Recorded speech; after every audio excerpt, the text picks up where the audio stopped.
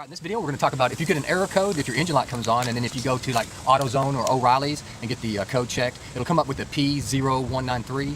Something that's actually happening on the fuel system is sensing high, so it's telling, hey, there's too much fuel pressure. So usually the auto parts stores will tell you, hey, immediately get a fuel sensor because most likely that's what's bad. I looked online and found one online. It was $14 shipped, and when I got it, it looked like this. This is the actual original one.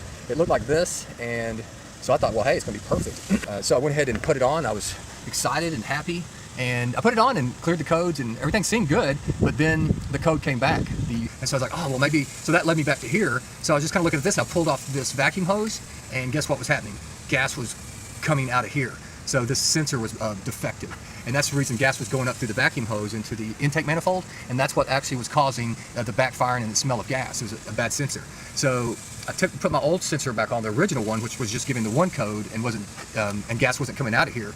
So it wasn't as bad as the new one I got, and they shipped me another one. I put it on it came from Amazon, and the same thing happened. So I was like, I shipped it back. I said, I don't want it anymore. Give me a refund. And then I looked online, and on eBay, which was a really good deal, I found this one for $9.99. It's brand new, but I guess this company somehow buys out. It's kind of like Big Lots. They buy out big stocks of stuff, and they only had one.